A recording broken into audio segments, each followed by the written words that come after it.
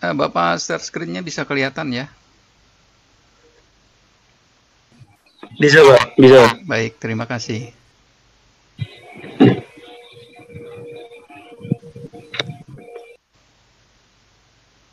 Kita seperti biasa untuk pertemuan kali ini cukup 30-40 menit ya. Dan simak juga pertanyaan di setiap yang akan kita bahas pada pagi hari ini. Karena itu nanti seperti biasa akan Bapak tagih pada saat pertemuan. Dan Bapak sampaikan juga bahwa pertemuan BDR kita ya untuk mata pelajaran ekonomi itu sampai hari ini gitu ya, karena minggu depan sudah liburan. Cuman untuk mata pelajaran PKN masih ada 1 kali pertemuan ya hari Senin, dan Bapak harap semuanya bisa masuk seperti biasanya ya.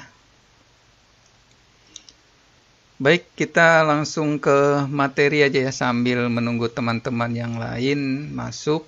Mudah-mudahan tidak ada gangguan sinyal. Ya, Bapak masuk ke materinya ya.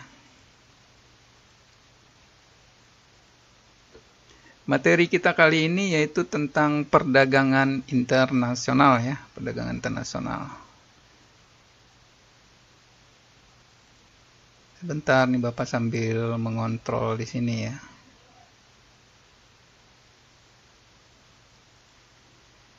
Nah, di dalam perdagangan internasional, ini mungkin perlu kita lihat dulu di sini ya, gambarnya. Nah, ini ada beberapa contoh gambar ya dalam perdagangan internasional yang bisa kalian lihat di sini ya. Gambar ini menunjukkan bahwa paling banyak perdagangan internasional itu dilakukan melalui pelabuhan laut gitu ya. Jadi kalau seandainya tidak ada pelabuhan, maka akan kesulitan dalam melakukan perdagangan internasional. Kesulitannya apa? Yang pertama adalah bahwa biaya itu lebih murah ketika perdagangan dilakukan melalui laut, itu ya, jalur laut akan lebih murah dibandingkan perdagangan yang dilakukan dengan menggunakan transportasi darat dan juga udara. Nah, di sisi lain juga bahwa transportasi darat untuk setiap negara itu kan beda-beda ya. Karena ada negara yang bisa kita lewati lewat jalur darat, ada juga negara yang tidak bisa kita lewati jalur darat ya. Kalau jalur udara pasti bisa jalur udara. Nah, tapi kalau menggunakan jalur udara itu biayanya sangat mahal. Ya, sangat mahal. Dan di sisi lain juga biayanya bukan biaya, barang yang dibawa juga terbatas. Nah, kalau lewat jalur laut seperti gambar-gambar yang ada ini, nah kita akan melihat, Bapak cium lagi ya, perbesar ya. Nih. Nah, ini banyak barangnya yang masuk ke dalam peti kemas. Peti kemas. Jadi semua barang-barang itu masuk ke dalam peti kemas. Jadi entah itu barang yang berbentuk kulit, basah, atau lainnya ya. Nah, barang-barang ini kan diperdagangkan. Ketika barang-barang diperdagangkan ke luar negeri, maka bahasanya adalah ekspor. Salah satu pendapatan negara kita untuk mendapatkan devisa adalah dari ekspor. Gitu. Semakin banyak barang yang kita ekspor, maka akan semakin banyak pula kita akan mendapatkan devisa. Gitu ya. Apa itu devisa? Devisa itu kan dalam bentuk uang ya, uang mata uang asing. Nah, sebagai mata uang asing yang resmi itu adalah dolar. Dolar Amerika biasanya ya. Karena dengan dolar ini pula lah kita akan membayar utang-utang kita ya. Utang-utang bangsa. Kita perlu nggak berutang? Selama ekonomi kita atau devisa kita itu kurang untuk pembangunan, maka mau tidak mau kita harus ngutang ya. Nah, ketika ngutang berarti kita juga harus mempunyai salah satu sumber yang akan bisa dipergunakan membayar utang. Bagaimana caranya? Yaitu dengan memproduksi berbagai macam jenis barang. Jenis barang itulah yang kemudian diekspor. Contohnya aja misalkan 11 IIS 1 nih akan melakukan perdagangan dengan 11 IIS 2. Nah, IIS 1 ingin menjual barang-barang dalam bentuk tekstil misalkan, pakaian gitu ya. Pakaian ini yang model-model zaman sekarang lah, yang disenangi gitu ya. Nah, sementara di IPS 2 itu mereka masih belum memiliki jenis pakaian model-model sekarang ya. Mereka memiliki model-model dulu aja gitu ya. Nah, mereka ingin tertarik dengan jenis barang yang ada di IIS 1. Karena barang di IIS 1 mendunia misalkan. Sudah dipakai para modelnya, mungkin aja modelnya di sini adalah si Salman Khan gitu kan, model kan. Model Bollywood. Nah, cuman ada di IIS 1. Kemudian ada si Ainun, pemeran Ainun dan Habibie kan, ada di situ semua modelnya kan. Jadi tertariklah IIS 2 untuk mendapatkan jenis barang. Nah, ketika melakukan perdagangan, ini perdagangannya dua negara ya. Kalau dua negara itu cuma bilateral aja ya. Antara IIS 1 dan IIS 2. Kesepakatannya IIS 1 ingin menjual barang di IIS 2 sebanyak 1000 ton misalkan, pakaian tekstil dengan pembayaran cash dolar. Nah, ketika IIS 1 sudah mendapatkan uangnya, IIS 1 membangun negaranya, dia bisa membangun fasilitas yang ada di dermaganya ini ya, pelabuhannya ini, untuk memperluas lagi. Yang tadinya kan dekat laut, sudah habis tanah di pinggir laut, dia ingin melebar lagi dan menguruk lautnya untuk bisa dibangun pelabuhan. Karena itu butuh dana juga dan butuh tenaga ahli dari luar. Kemudian membutuhkan barang-barang dari luar untuk membangun dermaganya. Nah, inilah fungsi dari perdagangan internasional itu ya. Oke, ini Bapak ingin respon dari kalian supaya bisa sedikit kita tidak monotonnya, tidak Bapak sendiri aja. Bapak cek, silahkan coba yang koneksinya bagus, silahkan dari IIS 1 untuk bisa membaca dulu jenis perdagangan, silahkan.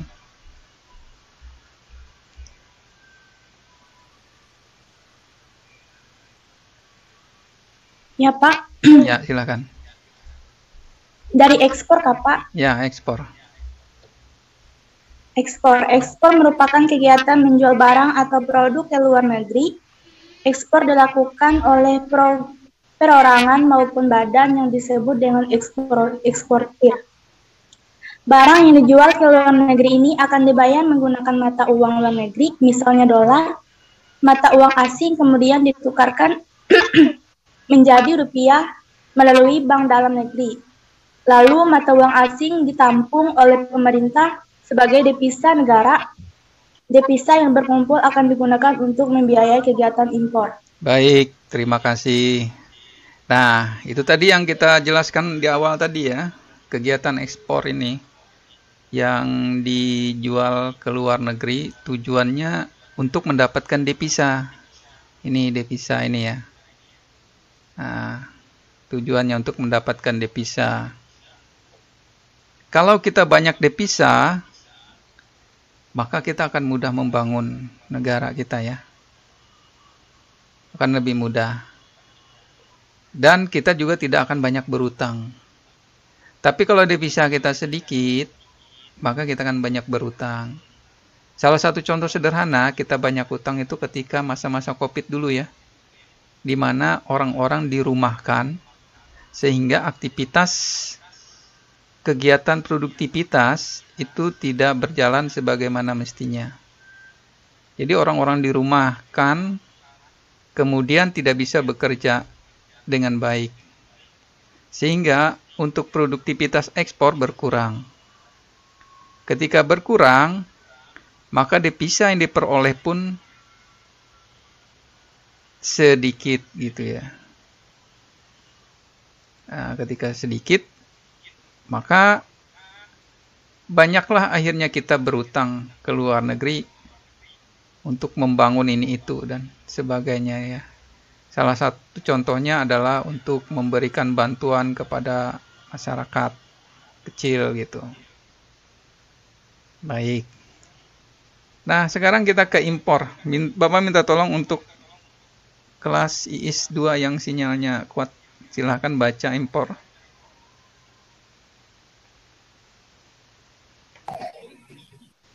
Nomor 2 ya Pak ya? Ya, silakan.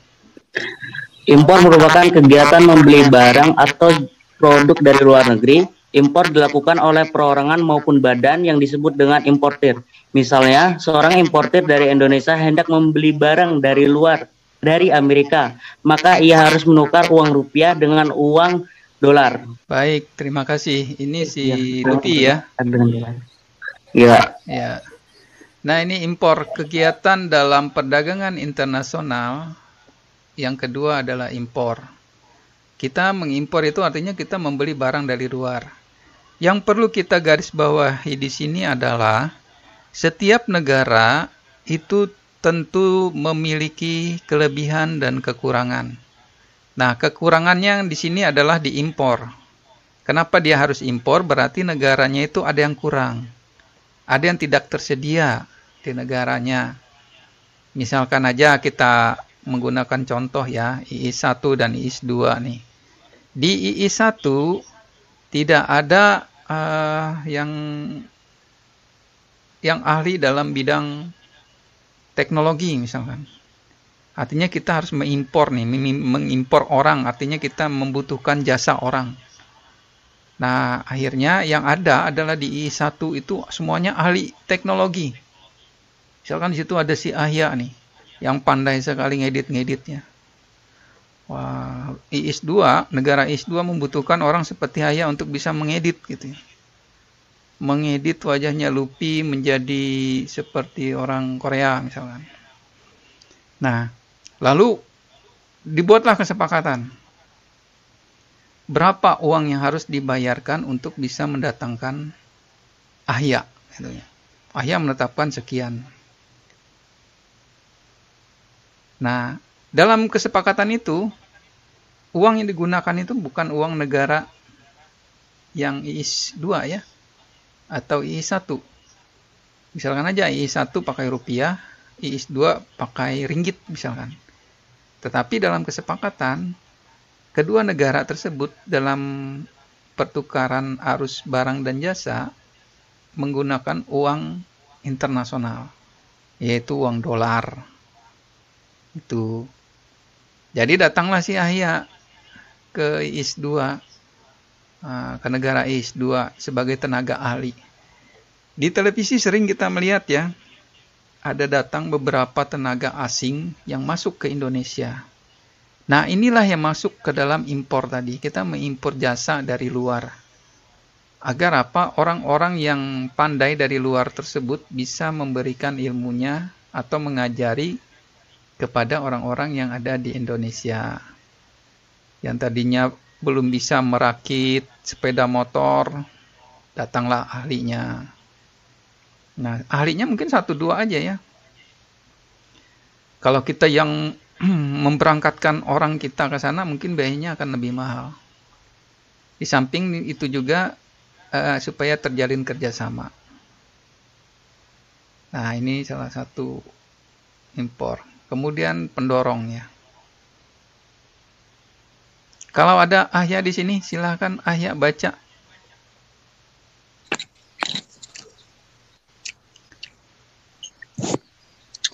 Yang faktor pendorong, Pak. Iya. Faktor pendorong. Adapun beberapa faktor yang mendorong suatu negara merupakan perdagangan internasional adalah sebagai berikut. 1. Memenuhi kebutuhan barang dan jasa dalam negeri. 2. Keinginan memperoleh keuntungan dan meningkatkan pendapatan negara. Terus? 3. Perbedaan kemampuan penguasaan ilmu pengetahuan dan teknologi dalam mengolah sumber daya ekonomi. 4. Adanya kelebihan produk dalam negeri yang perlu dijual melalui pasar baru. 5. Adanya perbedaan sumber daya alam, iklim, dan jumlah penduduk yang memengaruhi perbedaan hasil produksi barang. 6. Keinginan membuka kerjasama hubungan politik dan dukungan dari negara lain. Baik, terima kasih Ahya ya. Iya. Ternyata Ahya hadir juga. Bapak di sini nggak lihat kalian ya, karena masih share screen ini jadi agak susah untuk ngontrol nih. Nah, faktor pendorong yang bisa dilakukan oleh negara dalam perdagangan internasional itu dikarenakan karena apa? Tadi ada 6 ya, ada 6. Ada 7 ya, ada 7. Terakhir adalah ini, 7. Nah, yang pertama yang sudah dibaca oleh teman kalian si Ahya, untuk memenuhi kebutuhan barang dan jasa dalam negeri. Jadi tadi ketika suatu negara tidak bisa memiliki kemampuan untuk membuat sendiri, maka dia mendatangkan dari luar. Nah ya. Nah, misalkan nih kita sekarang lagi krisis minyak goreng nih. Artinya minyak goreng kita ini bukan sebenarnya kalau kita sadari ya, bukan karena kita tidak mampu membuat, tetapi memang karena ada sesuatu hal yang ya kita nggak bisa campur tangan lah, bukan wewenang kita. Lain hal kalau seandainya di negara kita ini tidak ada kebun sawit gitu. Nah, di negara kita ini berlimpah kebun sawit. Banyak sekali kebun sawitnya. Tetapi kenapa jadi krisis? Oh, ternyata ada yang bermain. Nah, di sini yang memenuhi kebutuhan barang dan jasa dalam negeri adalah apabila di negara kita itu memang tidak tersedia, kurang misalkan. Nih mungkin sekarang mau lebaran ya, kurang apa ya, mungkin kurang pasokan daging sapi misalkan. Orang mau bikin rendang. Nah, karena daging sapi sebelumnya sudah habis ketika Idul Adha gitu ya. Sudah tersedia beberapa ekor saja. Nah, di Ramadan kan nggak mungkin orang memproduksi sapi dalam sekejap, nggak ada ya orang produksi sapi. Sapi itu kan karena dia beranak pinak butuh waktu gitu. Beda kalau barang bisa kita produksi dalam waktu singkat. Misalkan aja masker, hari ini habis, besok bisa dibuat. Nah, kalau sapi, hari ini habis, besok dibuat bisa nggak? Bisa aja, mungkin sapi mainan ya, tapi nggak bisa dimakan jadinya. Nah, memenuhi kebutuhan barang dan jasa dalam negeri artinya yang kurang. Jadi kita butuh sapi dari Australia misalkan. Wah, Australia tuh gemuk-gemuk sapinya ya. Beli dari sana. Atau kita kurang beras. Kenapa kurang beras? Karena bencana alam. Hujan terus, banjir, rusak tanaman. Kita beli dari Thailand. Nah, itu. Kemudian jasa tadi ya, sudah jasa tadi ya, contohnya si Ahya tadi. Kita nggak punya ahli, datangkan ahli, gitu ya. Kemudian yang kedua adalah keinginan memperoleh keuntungan dan meningkatkan pendapatan negara.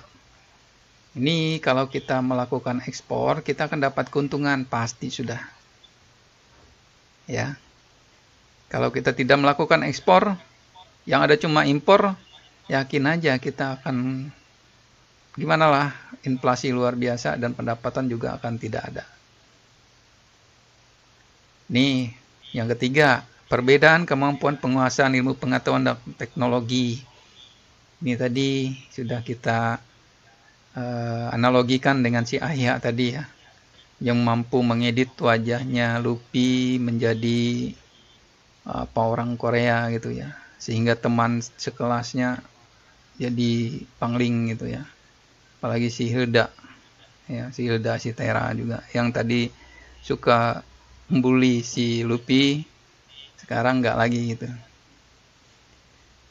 Kemudian 4, adanya kelebihan produk dalam negeri yang perlu dijual melalui pasar baru.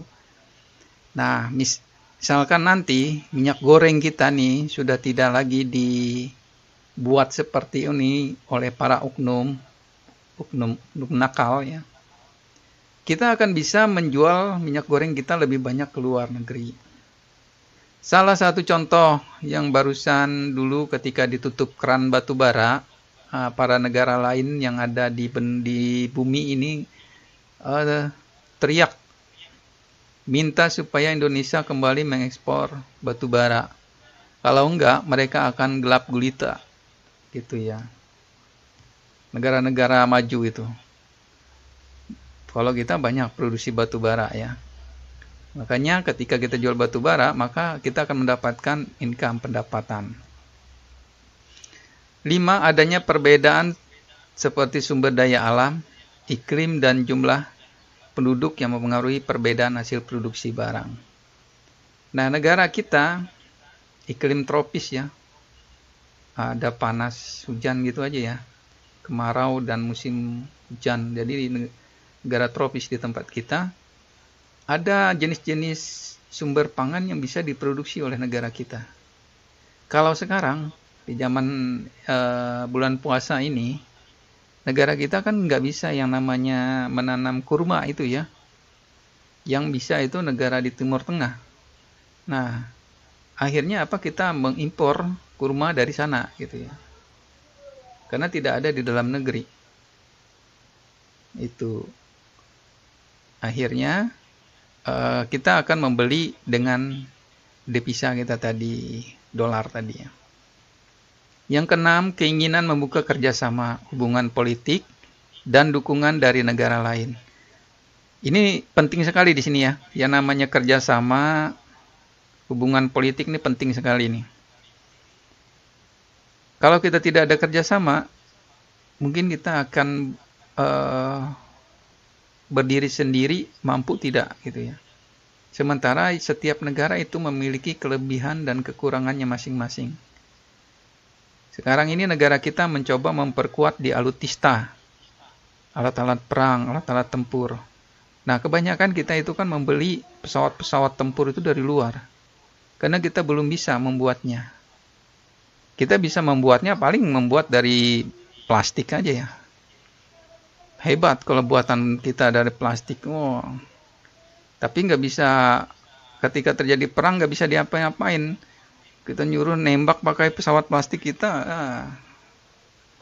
gimana bisa gitu ya. Ini pentingnya kerjasama ya. Kemudian yang 7, terjadinya era globalisasi sehingga negara satu dengan negara lainnya saling membutuhkan. Saling terjadinya era globalisasi sehingga negara satu dengan negara lainnya saling membutuhkan. Sekarang aja kita akan melaksanakan ini, bangsa kita sebagai tuan rumah ya, untuk G20, di mana G20 itu prioritasnya adalah untuk negara-negara ekonomi di bidang minyak ya. Jadi yang pada punya tambang-tambang minyak berkumpul ya di situ. Oke. Sampai di sini ada yang ditanyakan?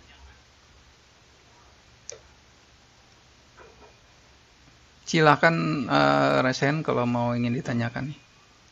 Sementara yang hadir untuk kita pada hari ini hanya berapa nih ya, 14 orang ya. 14 orang. Bapak absen dulu ya di sini ya. Ada si Meliati, ada si Dea Ratnasari ya. Kemudian ada Naswa Juliana, Ali Lupi, Tera Puspita, Mirnawati, Nurul Huda, Aya Sophia, Yuliati Katrin, Parsia, kemudian Nurul Khotimah dan Antika. Mungkin dari yang 10 IIS 1 ini ada beberapa orang, dan yang mewakili juga dari IIS 2 ya. Si Salman nggak masuk kayaknya ini ya. Coba Bapak cek dulu apakah dia ada memberitahu lewat WhatsApp nggak? Mungkin karena gangguan. Oh, ini baru masuk kayaknya si Salman nih. Ada yang ditanya si Ahya? Sebelum Bapak menyampaikan pertanyaan untuk kalian. Dari IIS 1, IIS 2 mungkin si Tera, ada yang ditanyakan Tera.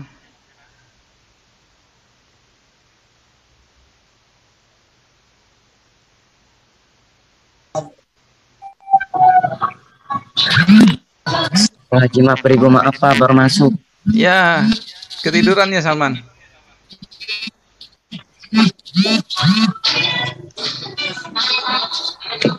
Ketiduran, Pak. Waduh, ketidurannya. Ini teman-temannya sudah mendengarkan materi ya. Sekarang ini Bapak menyampaikan pertanyaan ya. Silakan. Semuanya bisa mencatat pertanyaan yang akan Bapak sampaikan ini. 1. Apa manfaat dari perdagangan internasional? Apa manfaat perdagangan internasional?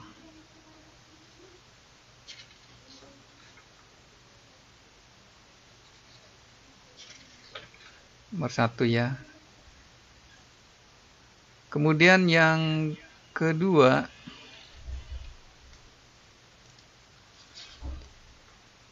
berikan pendapat Anda.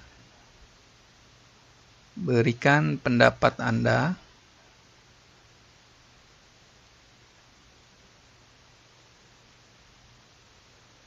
jika suatu negara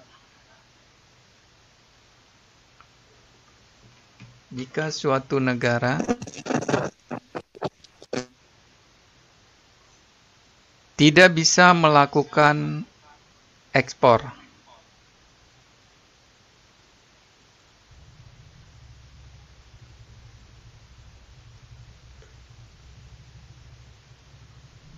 Sudah ya? Oke, bisa buka kameranya semuanya. Bapak mau merekod. Buka kamera. Baik. Aya, terima kasih. Antika, Nurul, terima kasih Dea.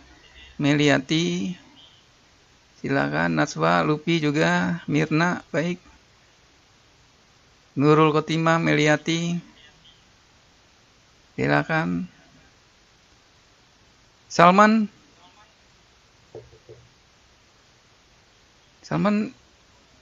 keluar lagi nih.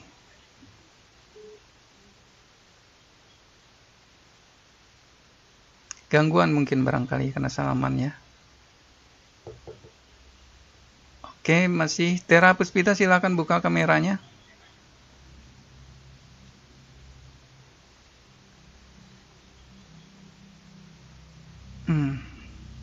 Bapak minta anu aja nih, karena mungkin jaringan si Salman gangguan saat ini. Ada si Salman, silakan Salman. Kameranya bisa dirubah posisi ya, Salman. Silakan mau apa yang mau diucapkan untuk kita pada hari ini, pertemuan kita kali ini. Silakan Salman.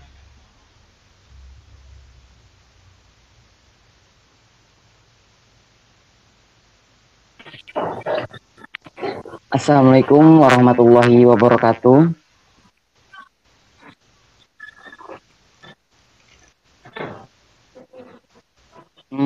Perkenalkan, nama saya Salman Alkansyah dan saya mewakili dari OSIS ingin menyampaikan selamat menunaikan ibadah puasa 1443 Hijriah dan selamat menjelang bulan suci. Astagfirullahaladzim. Gak apa-apa Salman, santai aja. Ini banyak piagamnya nih. Silakan diulang lagi kalimatnya. Ngelik Pak, astagfirullah.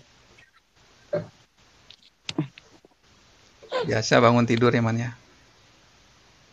Langsung terus Pak. Assalamualaikum warahmatullahi wabarakatuh. Perkenalkan, nama saya Salman Alkansyah. Saya mewakili dari OSIS ingin menyampaikan selamat menunaikan ibadah puasa 1443 Hijriah dan selamat menjelang Hari Raya Idul Fitri 1443 Hijriah. Mohon maaf lahir dan batin. Sekian dari saya. Wassalamualaikum warahmatullahi wabarakatuh. Baik, terima kasih Salman. Untuk kawan-kawan yang di sini yang hadir BDR nih, Bapak ya, secara pribadi juga nih mengucapkan selamat menjalankan ibadah puasa bagi kalian semua, siswa sekalian yang hebat ini. Kemudian selamat juga menyambut Hari Raya Idul Fitri bagi yang merayakannya. Bapak minta maaf apabila ada salah kata dalam pembelajaran. Moga-moga ke depan pembelajaran kita semakin baik. Terima kasih kepada semua yang hadir saat ini yang ikut BDR. Kalian hebat semua ya. Baik, tadi sudah ada 2 pertanyaan. Silahkan dijawab. Pertemuan nanti mungkin di bulan Mei tanggal 7 atau tanggal 8 ya. Kalau nggak salah liburnya sampai tanggal 6, 7 gitulah. Sekitar 10 hari lah kalau dari ini. Baik, terima kasih semuanya. Sampai ketemu lagi kita di hari Senin ya. Masih ada 1 ya pertemuan bareng untuk mapel PKN. Mudah-mudahan di situ ada mewakili dari IMIA untuk mengucapkan juga. Terima kasih, silakan log out. Terima kasih semuanya.